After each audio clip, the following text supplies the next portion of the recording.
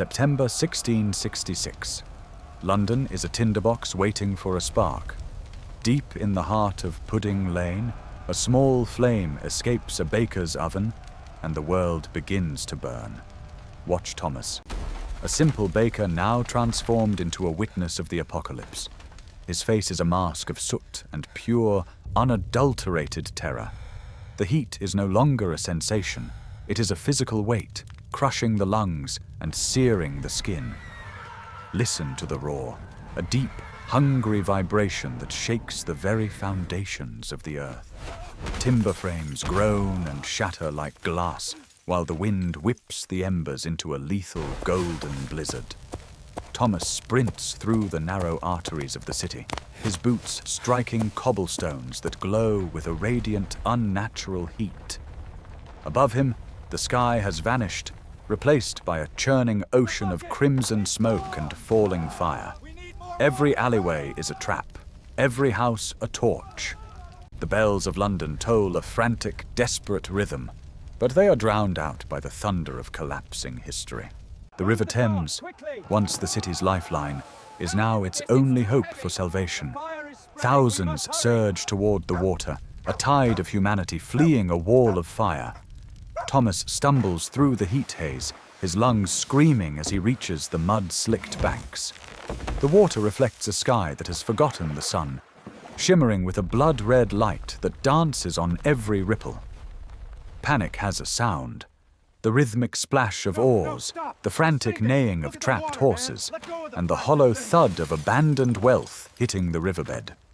Look at the wealthy merchant, clutching his silk robes, watching his legacy dissolve into ash in a single heartbeat. Thomas hauls the woman in blue into a crowded boat. His hands are raw, his strength fading, yet the adrenaline of survival keeps him anchored. Behind them, the London Bridge has become a bridge of fire, its houses swaying like torches in a gale. The air is a thick soup of grey silt and boiling mist. London is no longer a city of stone and wood. It is a funeral pyre, drifting into the dark. The fire has become a self-sustaining beast, creating its own weather system of lethal gales. Thomas stands on the rocking boat, a silhouette against a city being erased from the map. The heat is so intense that the very air begins to shimmer and warp, blurring the line between reality and nightmare. Above, the Tower of London stands like a lone sentry amidst a sea of crimson smoke, its ancient stones glowing blood-red. Below, the King's Guards are forced into a brutal choice. Gunpowder. The sound of survival is now the sound of destruction. Massive explosions rock the riverbank as entire rows of homes are leveled to create a void, a firebreak against the advancing sun. Thomas watches the fuses hiss, a tiny spark preceding a thunderous roar that momentarily silences the fire's scream. Debris rains down like a hailstorm of jagged timber. Under a moon-stained purple by the haze, the city groans. The smoke is so thick it swallows the stars, leaving only the relentless, rhythmic thud of the shockwaves and the hollow, haunting whistle of the wind through the ruins. The roar has died down to a hollow whistle. Dawn breaks over a city that no longer exists. Where there were once bustling markets and crowded taverns, there is now only a skeletal landscape of blackened timber and white ash. Thomas walks through a world turned to grey. His boots crunch on the pulverized remains of history, sending clouds of soot into the stagnant air. Every corner holds a ghost. A scorched doll, a shattered hearth, a single church bell tolling a lonely, erratic rhythm. The heat has cracked the very stones of the grand cathedrals, leaving their naves open to a sky choked with smog. This is the silence of the grave. Survivors huddle together in the ash, their faces gaunt, their eyes reflecting a numbness that no words can describe. The woman in blue reaches for a burnt pot, a fragment of a life that was erased in a single weekend. There is no joy in the fire's end, only the cold reality of the void it left behind. The wind moans through the hollow ribs of London. a funeral dirge for a city that has been burned to its very soul. Survival has a new face. In the muddy fields of Moorfields, thousands of campfires flicker like grounded stars, marking a city of tents where an empire once stood. Thomas sits in the shadows, sharing a meager crust of bread, his eyes no longer fixed on the flames, but on the future. The reconstruction begins not with stone, but with ink and parchment. Watch his hands tremble as he unrolls the architect's vision. A new London, born of fire, defined by wider streets and sturdier walls. The surveyors arrive at dawn, their chains clinking against the charred remains, measuring a new destiny upon the soot-covered earth.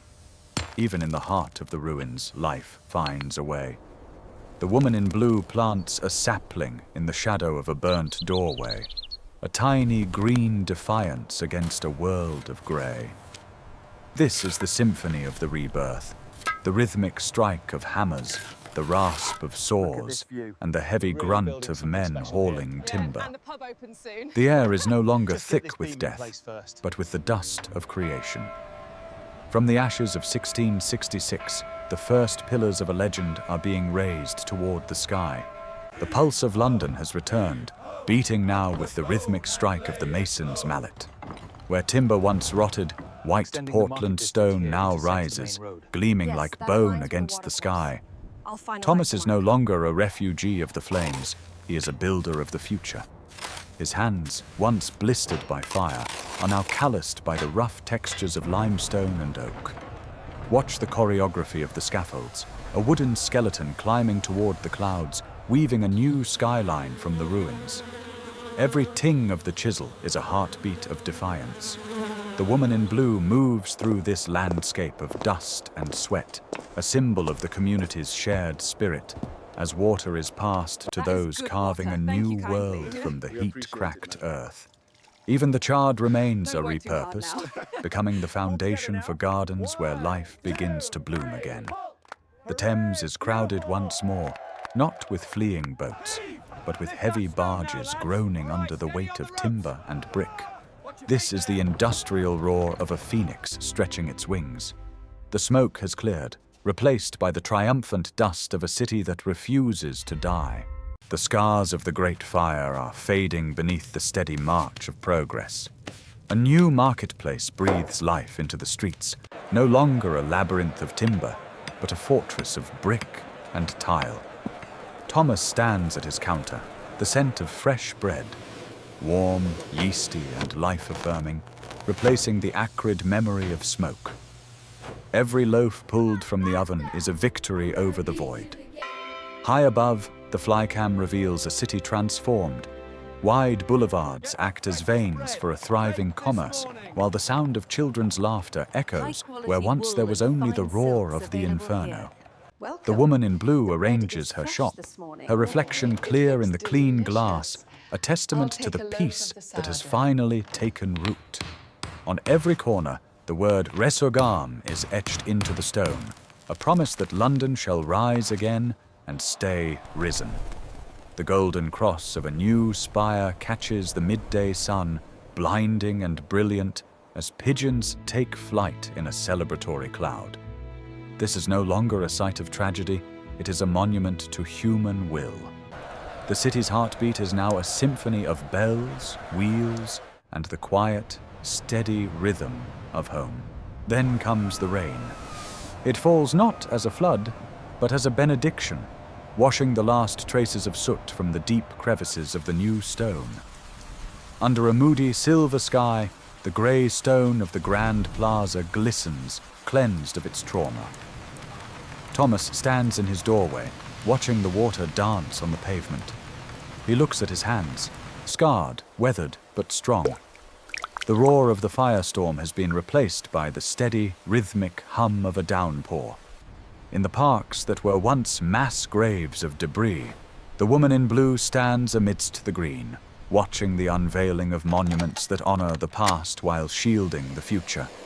Night falls, and for the first time, a steady golden glow fills the streets. Not from a rampaging inferno, but from the disciplined flame of iron street lamps. The shadow of 1666 is finally retreating. As the rain tapers to a gentle pitter-patter, the moon emerges, casting a ghostly, protective light over the white Portland stone. The night watchman's cry echoes through the stillness. All is well.